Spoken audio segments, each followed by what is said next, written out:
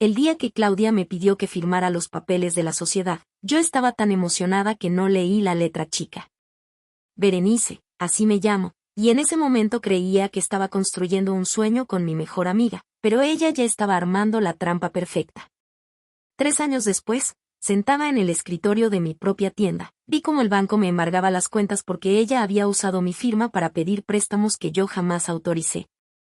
No entendía cómo una persona que me abrazaba y me decía hermana podía hacerme eso sin pestañear. Pero cuando revisé los estados de cuenta, la realidad me golpeó como un balde de agua fría. Ella había estado desviando dinero desde el primer mes. Y yo de tonta no vi las señales porque confiaba en ella más que en mi propia sombra.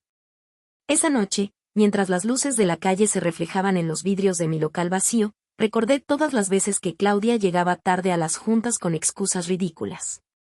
Decía que su hijo estaba enfermo o que se le había ponchado una llanta, pero yo siempre le creía porque su sonrisa era tan convincente que me hacía dudar de mis propias sospechas. Ahora sé que esas tardes no eran para atender emergencias, eran para ir al banco y sacar dinero en efectivo que nunca registró en los libros. Mi contador me dijo que las discrepancias sumaban casi 300,000 pesos, una cifra que para mí era un mundo, y que ella probablemente los guardó en cuentas que yo no conocía. Mientras escuchaba sus palabras, sentí que el piso se movía debajo de mis pies y tuve que agarrarme del mostrador para no caerme. Lo más irónico es que yo misma le enseñé a Claudia cómo funcionaba el sistema de facturación y cómo pedir créditos a proveedores.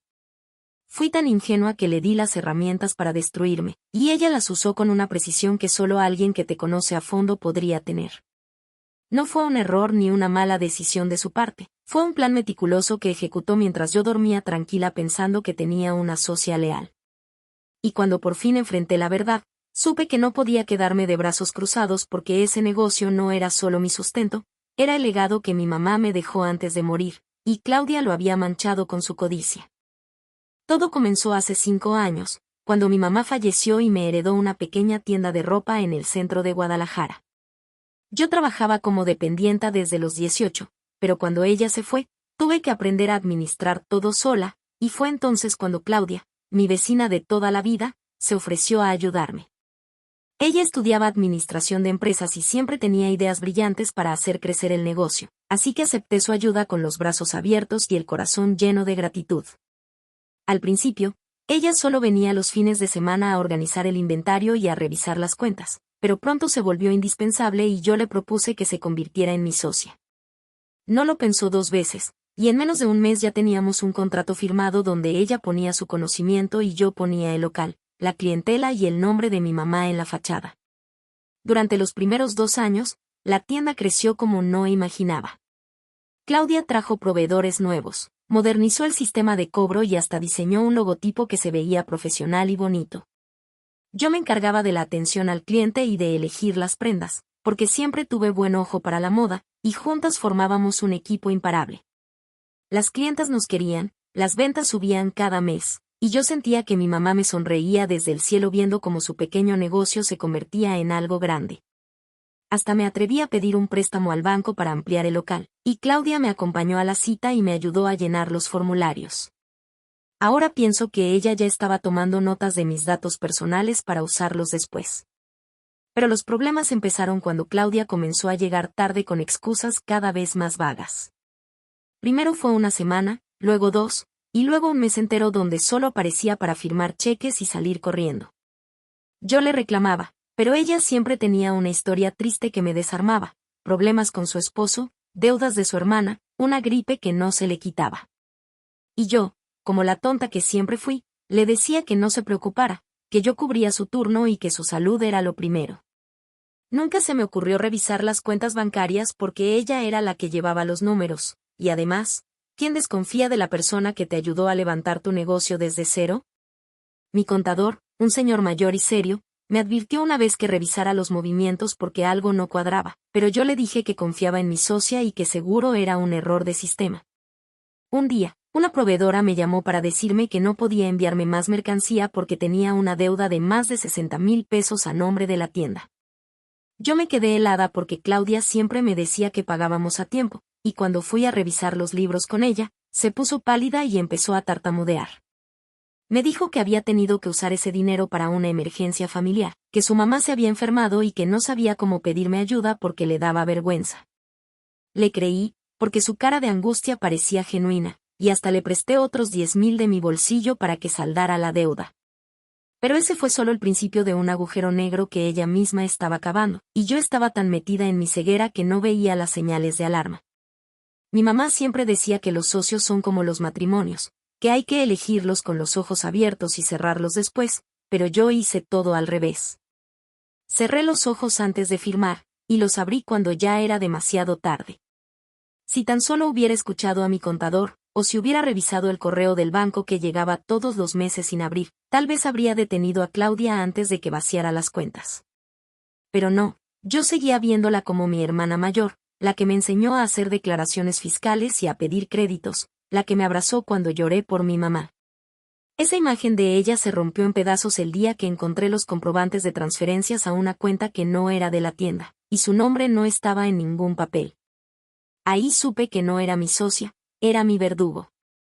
La primera vez que Claudia me mintió en la cara fue cuando le pregunté por qué la cuenta de proveedores estaba en rojo, y ella me dijo que era un error del sistema del banco y que ya lo iba a arreglar.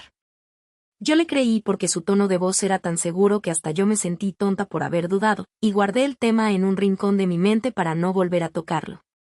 Pero esa mentira fue como la primera fisura en un vidrio que parecía resistente, y aunque yo no quería verla, crecía cada día que pasaba.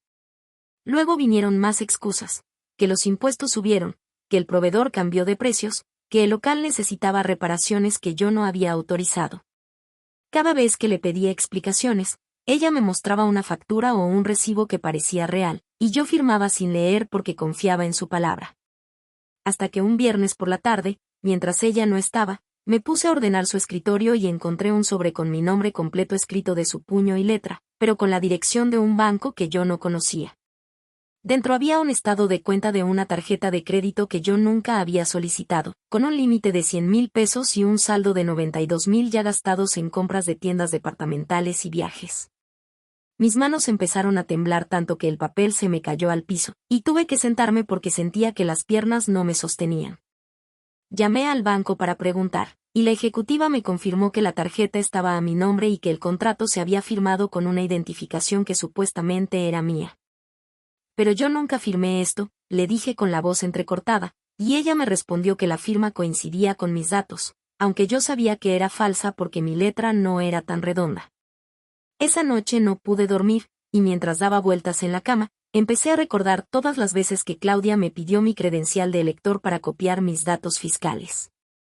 Yo se la daba sin problema, pensando que era para el negocio, pero ella la usó para suplantar mi identidad y sacar créditos a mi nombre sin que yo supiera nada.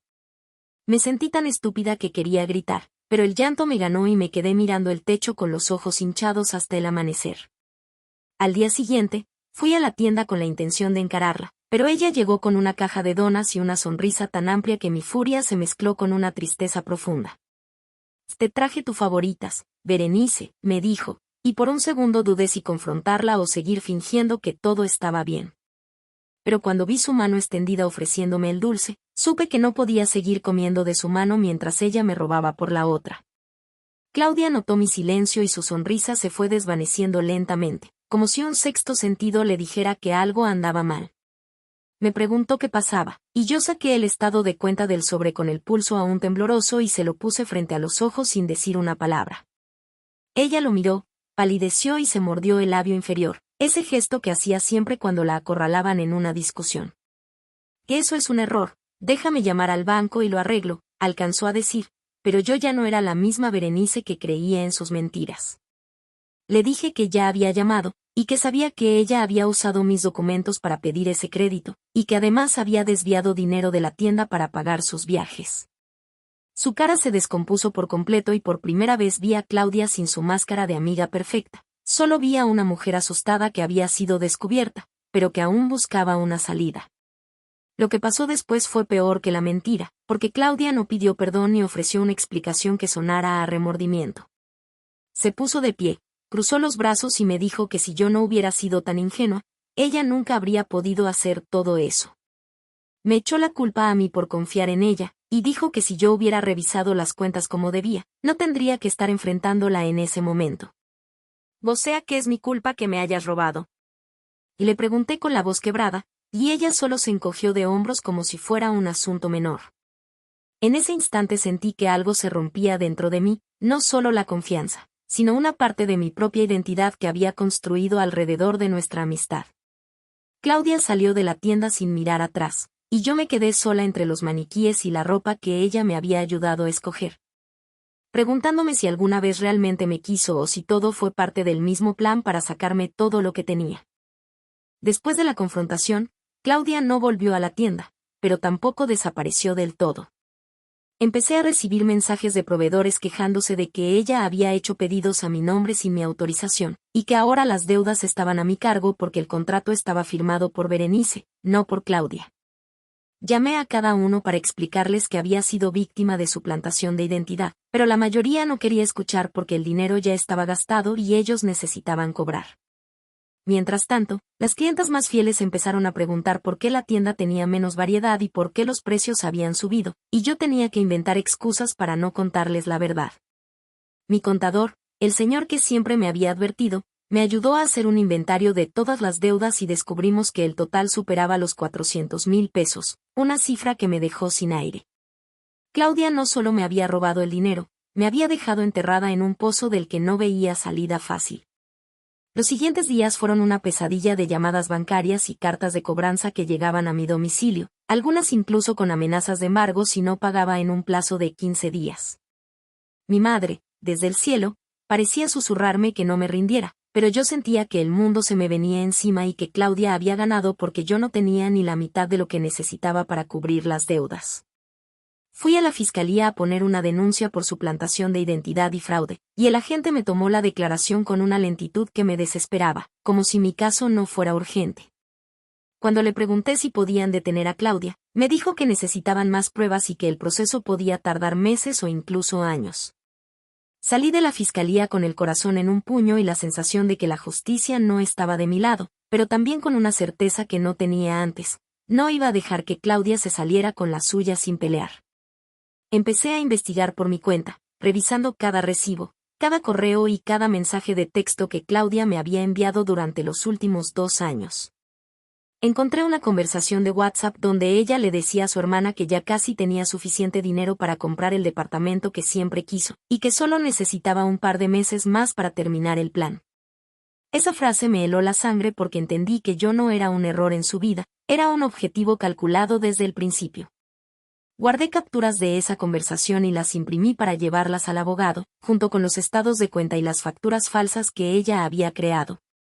Poco a poco, el rompecabezas empezaba a armarse, pero cada pieza que encajaba me dolía más porque confirmaba que nunca hubo amistad, solo una estrategia para aprovecharse de mi confianza. Mi abogado me dijo que con esas pruebas podía pedir una orden de restricción y un embargo de sus bienes, pero que necesitaba encontrar la cuenta donde ella había guardado el dinero. Una tarde, mientras revisaba los archivos viejos de la tienda en mi computadora, encontré un correo electrónico que Claudia había enviado a un asesor financiero, donde mencionaba una cuenta en un banco de la Ciudad de México a nombre de una empresa fantasma. El correo tenía 1 año de antigüedad, pero era la prueba que necesitaba para conectar los puntos y demostrar que Claudia había creado una estructura para desviar el dinero sin dejar rastro. Llamé a mi abogado de inmediato y él me dijo que eso era suficiente para solicitar un congelamiento de esa cuenta mientras se investigaba. Esa noche, en lugar de llorar, me senté a escribir una carta que nunca pensé que escribiría, una carta dirigida a Claudia, donde le decía todo lo que sentía y le advertía que iba a pelear hasta el final. No se la envié, pero leerla en voz alta me dio la fuerza que necesitaba para no derrumbarme. A la semana siguiente, recibí una llamada de la fiscalía informándome que habían localizado a Claudia en un hotel de Puerto Vallarta, donde se había estado escondiendo con su esposo y su hija.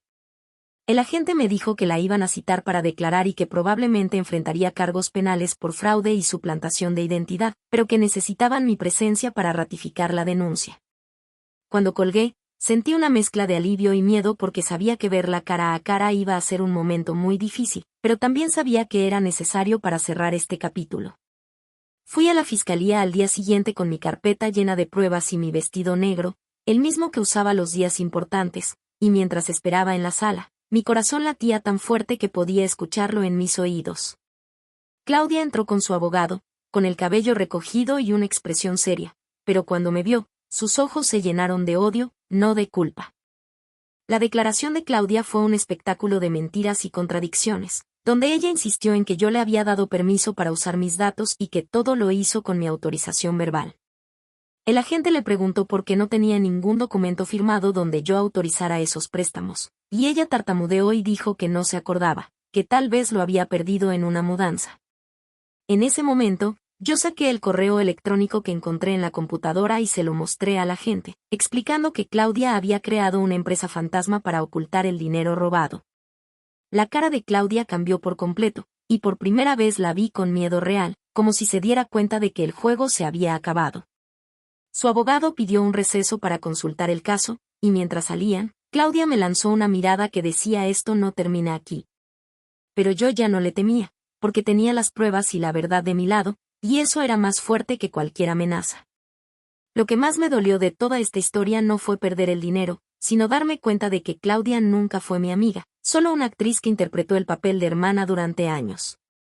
Yo la quise como a una hermana mayor, le conté mis secretos, mis miedos y mis sueños, y ella usó cada palabra como información para su plan. Cuando pienso en las tardes que pasamos tomando café y riéndonos de nuestras vidas, siento un vacío en el pecho que no sé cómo llenar, porque no extraño el dinero ni la tienda. Extraño la ilusión de haber tenido una amiga verdadera. Pero también sé que la vida me dio una lección que no voy a olvidar, y que a veces las personas que más quieres son las que pueden hacerte más daño. Ahora, mientras espero la sentencia de Claudia, me pregunto si alguna vez ella sintió algo por mí, o si solo fui un medio para un fin que ella siempre tuvo claro. El día del juicio llegó después de 3 meses de idas y venidas legales, y yo llegué al tribunal con las manos frías y el estómago revuelto, pero con la convicción de que estaba haciendo lo correcto. Claudia ya no llevaba su ropa elegante, sino una blusa sencilla y el cabello suelto que le daba una apariencia más vulnerable, pero yo sabía que su fragilidad era otra máscara para inspirar lástima. El juez comenzó la audiencia pidiendo que ambas partes presentaran sus argumentos, y el abogado de Claudia intentó desacreditar mis pruebas diciendo que eran manipulaciones mías para vengarme de una discusión personal. Mi abogado, un hombre joven pero astuto, pidió la palabra y fue mostrando cada documento, cada correo y cada captura de pantalla con una precisión que dejó sin palabras a la defensa. Cuando llegó al correo de la empresa fantasma, el juez pidió a Claudia que explicara por qué su nombre aparecía como administradora de una cuenta que no tenía relación con la tienda. Claudia se levantó de su silla con las manos temblorosas y empezó a hablar, pero su voz era tan baja que el juez tuvo que pedirle que repitiera varias veces. Dijo que la empresa fantasma era un proyecto personal que nunca llegó a concretarse, y que el dinero en esa cuenta era su ahorro personal, no dinero robado de la tienda. Pero mi abogado presentó los estados de cuenta que demostraban que los depósitos en esa cuenta coincidían exactamente con las fechas en que desapareció el dinero de nuestras ventas. El juez revisó los papeles en silencio, y mientras lo hacía, yo no podía dejar de mirar a Claudia y preguntarme cómo había llegado a ese punto de desesperación como para arriesgar su libertad por unos cuantos miles de pesos que al final no la hicieron más feliz. ¿Tiene algún documento que pruebe que esos depósitos fueron de su propio ingreso, señora Claudia? Preguntó el juez con una voz firme pero sin emoción, y Claudia negó con la cabeza mientras su abogado le susurraba algo al oído. Entonces, el juez me pidió a mí que hablara, y yo tomé aire antes de contar la historia completa, cómo Claudia llegó a mi vida como un ángel para ayudarme con la tienda, cómo construyó mi confianza durante años, y cómo después usó esa confianza para vaciar mis cuentas y dejar mi nombre manchado en el banco. Hablé de mi mamá, de cómo ella me enseñó que el dinero se recupera, pero la confianza no, y de cómo ahora entendía que no podía dejar que Claudia escapara sin enfrentar las consecuencias. Cuando terminé, el silencio en la sala era tan absoluto que escuché el tic-tac del reloj de pared, y supe que mi testimonio había llegado al corazón de todos los presentes, incluso al de Claudia. El juez pidió un receso para deliberar, y durante esos 15 minutos, yo me quedé sentada en la banca de madera con la mirada perdida en el techo, recordando a mi mamá y cómo ella siempre me decía que las batallas se ganan con paciencia. Claudia estaba al otro lado de la sala, con la cabeza gacha y el rostro desencajado, y por un instante sentí lástima por ella, porque su plan perfecto se había derrumbado por un correo electrónico que olvidó borrar. Cuando el juez regresó y anunció su veredicto, mi corazón dio un salto que casi me saca del asiento. Declaró culpable a Claudia por fraude, suplantación de identidad y desvío de recursos. Y la sentenció a 3 años de prisión, además de ordenarle que me restituyera el dinero robado con intereses. Su abogado pidió una apelación, pero el juez la rechazó porque las pruebas eran demasiado sólidas, y Claudia fue escoltada por los oficiales mientras su esposo lloraba en la última fila.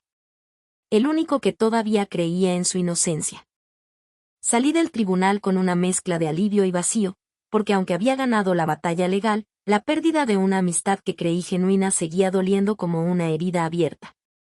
Mi abogado me dio un abrazo y me dijo que había sido valiente, pero yo no me sentía valiente, me sentía cansada y triste por todo lo que había perdido en el camino. Esa noche fui a la tienda y me senté en el piso entre las cajas de ropa sin vender, con las luces apagadas y el silencio como única compañía. Recordé todas las risas compartidas con Claudia, los viajes que planeábamos hacer con las ganancias, las metas que soñábamos alcanzar juntas, y lloré por la ilusión que se fue para siempre. Pero también supe que el llanto no iba a devolverme nada, y que la única manera de seguir adelante era aceptar que algunas personas llegan a tu vida para enseñarte lecciones dolorosas. Y que tú decides si quedarte atrás o levantarte con la cabeza en alto. Mientras cerraba la tienda esa noche, vi una foto de mi mamá en el mostrador, la que siempre tenía a su lado desde que abrió el negocio, y sentí que su presencia me envolvía como un abrazo cálido. Ella siempre decía que los negocios son como las relaciones humanas, hay que saber cuándo soltar y cuándo luchar, y yo había luchado hasta el final por lo que era mío. No sé si Claudia algún día entenderá el daño que hizo, pero yo ya no necesito su comprensión para sanar. Lo que necesito es reconstruir mi vida con las lecciones que aprendí, y asegurarme de que nunca más alguien vuelva a usar mi confianza como un arma en mi contra. Porque si algo me quedó claro después de todo esto, es que el verdadero valor de una persona no está en lo que tiene, sino en lo que está dispuesta a hacer por lo que ama. Y yo aprendí a amarme lo suficiente para no dejar que nadie me destruya otra vez. Claudia cumplió su condena en el penal femenil de Guadalajara, y aunque los 3 años se me hicieron eternos al principio, con el tiempo aprendí a vivir sin su sombra y a reconstruir mi negocio desde los cimientos. La restitución del dinero que ordenó el juez fue un proceso lento, porque ella no tenía bienes a su nombre más que el departamento que compró con mi dinero, y el banco lo embargó para devolverme una parte de lo robado. No recuperé todo, pero lo que recibí fue suficiente para pagar las deudas más urgentes y comprar mercancía nueva para la tienda, que poco a poco fue recuperando su brillo y su clientela. Las proveedoras que me habían dado la espalda volvieron a ofrecerme crédito cuando vieron que el negocio seguía en pie, y yo acepté sus disculpas con la cabeza fría pero el corazón abierto a nuevas oportunidades. Aprendí que en los negocios no hay amigos ni enemigos, solo intereses, y que la lealtad se gana con hechos, no con palabras bonitas. 1 año después de la sentencia, la tienda ya había superado las ventas que teníamos antes de la traición, y yo me sentía orgullosa de haberlo logrado sola, sin la ayuda de nadie que quisiera robarme por la espalda. Lo más satisfactorio de todo no fue ver a Claudia encerrada, sino ver cómo su propio plan se volvió en su contra cuando su esposo la abandonó porque no soportó la vergüenza de tener una mujer condenada por fraude. Él se llevó a su hija a vivir con sus padres en Zacatecas, y Claudia perdió no solo la libertad, sino también a su familia, que era lo único que realmente le importaba. Cuando supe eso, no sentí alegría, sino una tristeza profunda porque entendí que el precio de su ambición fue demasiado alto para todos los que la rodeaban. Su hermana, la misma con la que hablaba por WhatsApp sobre el departamento, también la dejó de visitar después de los primeros meses, y Claudia terminó completamente sola en su celda, reflexionando sobre cada decisión que la llevó hasta ahí. Yo, en cambio, empecé a recibir mensajes de otras emprendedoras que habían pasado por situaciones similares, y me di cuenta de que no era la única víctima de una socia desleal. Compartir esas historias me ayudó a sanar, porque supe que mi experiencia no fue única y que muchas mujeres como yo habían logrado levantarse después de caer. Con el tiempo, la tienda se convirtió en un punto de encuentro para mujeres que querían empezar su propio negocio, y yo empecé a dar charlas informales sobre cómo evitar fraudes y cómo elegir bien a los socios. No era una experta, pero mi historia servía como advertencia para que otras no cometieran mis mismos errores, y eso me daba un propósito que no había tenido antes. Una de esas mujeres, una chica joven llamada Fernanda, me confesó que su mejor amiga le había pedido ser su socia en un proyecto de joyería. pero que después de escucharme decidió revisar los contratos con más cuidado y descubrió que había cláusulas abusivas que ella no había notado. Ese momento fue como un bálsamo para mi alma, porque me hizo sentir que todo el dolor que pasé sirvió para algo más grande que mi propio rescate. Me di cuenta de que la justicia poética no siempre es un castigo para el malo, a veces es también una oportunidad para que la víctima se convierta en guía de otros que van por el mismo camino. Y aunque Claudia sigue en prisión, yo ya no pienso en ella con rabia, sino con indiferencia, porque su vida ya no tiene poder sobre la mía. Ahora, cuando cierro la tienda por las noches y cuento la caja registradora con mis propias manos, siento que cada billete es un paso más lejos del día en que Claudia me dejó con las cuentas vacías y el corazón roto. He aprendido a confiar en mí misma antes que en cualquier otra persona, y a escuchar mi instinto cuando algo me dice que una situación no es del todo correcta. Ya no firmo contratos sin leer cada línea 2 veces, y tengo un contador de confianza que revisa mis cuentas todos los meses sin falta. La experiencia me enseñó que la prudencia no es desconfianza, es autocuidado, y que el amor propio a veces duele pero es necesario para no repetir patrones que nos lastiman. Claudia, desde su celda, me envió una carta hace unos meses pidiéndome perdón y diciendo que entendió el daño que me hizo, pero yo no le respondí porque el perdón no es un deber. Es una elección que solo se da cuando realmente se siente. Tal vez algún día llegue a perdonarla, pero hoy solo quiero celebrar que ya no soy la misma Berenice que lloraba en el piso de su propia tienda, sino una mujer que aprendió a levantarse con más fuerza que antes. Han pasado 2 años desde el juicio, y la tienda de mi mamá no solo sigue abierta, sino que ahora tiene una segunda sucursal en un centro comercial cerca de Plaza del Sol, donde las ventas han superado todas mis expectativas. No fue fácil llegar hasta aquí, porque tuve que trabajar el doble para recuperar la confianza de los proveedores y de los bancos. Pero cada esfuerzo valió la pena cuando veo a las clientas salir con sus bolsas llenas y una sonrisa en el rostro. Mi mamá siempre decía que el éxito no se mide por el dinero que ganas, sino por las personas que tocas con tu trabajo, y yo siento que ella estaría orgullosa de ver cómo su legado no solo sobrevivió, sino que creció a pesar de todo. Ahora tengo un equipo de 5 empleadas, todas mujeres jóvenes que buscan su lugar en el mundo, y trato de ser para ellas la mentora que Claudia nunca fue para mí. Les enseño no solo a vender ropa, sino a valorar su trabajo y a no dejar que nadie les quite lo que han construido con tanto esfuerzo. La vida me regaló también una nueva amistad con Fernanda, la chica que salvó su negocio gracias a mi consejo, y ahora somos como hermanas en el sentido más puro de la palabra, sin intereses económicos de por medio. Nos apoyamos mutuamente en los momentos difíciles, compartimos clientes y proveedores, y hasta planeamos hacer una colección conjunta para el próximo Día de las Madres. Con ella aprendí que la confianza no está muerta, solo hay que saber a quién dársela, y que las personas que merecen estar en tu vida son las que celebran tus triunfos sin envidia y te sostienen en tus caídas sin juzgarte. Cuando pienso en Claudia, ya no siento el vacío de antes, sino una especie de gratitud extraña porque si ella no me hubiera traicionado, quizás nunca habría aprendido a ser tan fuerte. Esa lección fue dolorosa, pero también fue el combustible que necesitaba para convertirme en la mujer que soy hoy, y no cambiaría mi camino por nada del mundo. A veces, cuando recibo el estado de cuenta del banco y veo que todo está en orden, sonrío porque recuerdo el miedo que sentía antes de abrir esos sobres, pensando que encontraría otra deuda a mi nombre. Esa ansiedad ya casi no aparece, pero cuando llega, la enfrento con la misma determinación con la que enfrenté a Claudia en el tribunal. Mi psicóloga me dijo que el trauma de la traición no se borra, pero se transforma en una especie de radar interno que te protege de futuros peligros, y yo creo que tiene razón. Ahora soy más observadora, más cautelosa, y aunque a veces extraño la inocencia de antes, sé que esa persona ingenua ya no existe y que está bien, porque la nueva Berenice es más sabia y más resiliente. La vida me regaló una segunda oportunidad para reescribir mi historia, y esta vez estoy decidiendo cada página con cuidado, porque sé que las decisiones que tomo hoy definirán el resto de mi camino. Y aquí estoy, sentada en el escritorio de mi nueva oficina, con una taza de café en la mano y la vista hacia el futuro, contándote a ti, que me escuchas, estos dramas de la vida que me marcaron pero no me rompieron. No tengo una fórmula mágica para superar una traición, porque cada persona vive su proceso a su manera, pero sí sé que el primer paso es reconocer que no fue tu culpa y que mereces algo mejor. Claudia eligió su camino de mentiras, y yo elegí el mío de verdad, y aunque el precio fue alto, la recompensa fue infinita porque me devolvió a mí misma. Ahora, Mientras las luces de la tienda se apagan y el silencio de la noche me envuelve, me pregunto, si la persona que más amas te traicionara para satisfacer su propia ambición. ¿Serías capaz de perdonarla sin antes perdonarte a ti misma por haber confiado en ella?